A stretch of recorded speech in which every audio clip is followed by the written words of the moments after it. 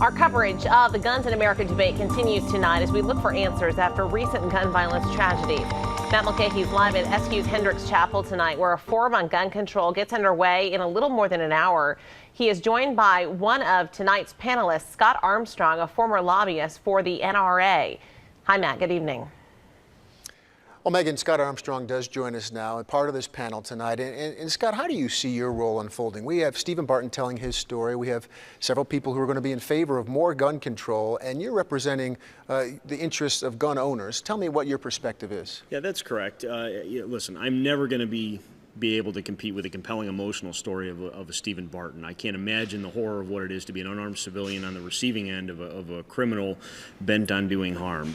But what I can bring is the perspective of the law-abiding gun owner. For all the talk about gun control that comes out of tragedies like this, most of the remedies prescribed by our leaders seem to land squarely on the people who are already obeying the law, and very little discussion on what do we do about the criminals who again and again and again use a firearm in the commission of their crime. What would you like to see done? Post-Newtown, would you see any solution involving guns or legislation related to guns? Well, I think we need to put the blame squarely on where it belongs. There's a larger discussion to be had here tonight, and I hope we do. But when it comes to criminals, New York State is notoriously lax in its laws and punishment for people that use guns in the commission of a crime. One of the good things that did come out of the New York State package, they had to drag it in kicking and screaming to get certain legislative deals, was increased sentences for those people who do actually use a gun in the commission of a crime. We'd love to see it go even further, more reflective of federal law, which has some real teeth and puts gun criminals away for a good long time. What about the area of either background checks or high-volume magazines? I think the high-volume magazine is a canard. There is no evidence whatsoever that the amount of a magazine can hold makes any difference whatsoever. It really, I think, borders on foolish to think that if I load 7 rounds in my pistol, I'm a law-abiding citizen. If I load 8 now in New York, I'm a criminal. That's just ridiculous. I think as far as background checks, the NRA was the leader on background checks when the assault weapons ban of 1994 was passed.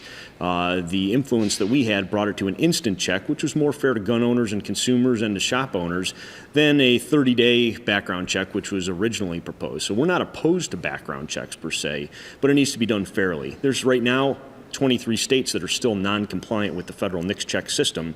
So I would say to government, physician, heal thyself. The government's got a long way to do it right before they start landing on gun owners even harder. Do you think there are illegal guns coming into New York State partly because other states are not following their own rules? There's no doubt about it, or the rules are frankly more lax than New York State. I mean, New York State is one of the toughest gun control states in the country, and now with this latest package, probably the toughest.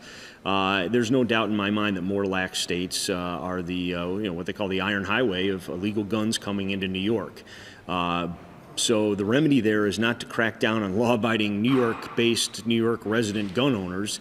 It's how do we fight that crime? How do we stop that trail of illegal guns? Thank you, Scott Armstrong, a former lobbyist for the NRA and still a chief instructor with the NRA as well. We'll have more live coverage, Guns in America from Hendricks Chapel, coming up. Matt, thank you. We are learning more information.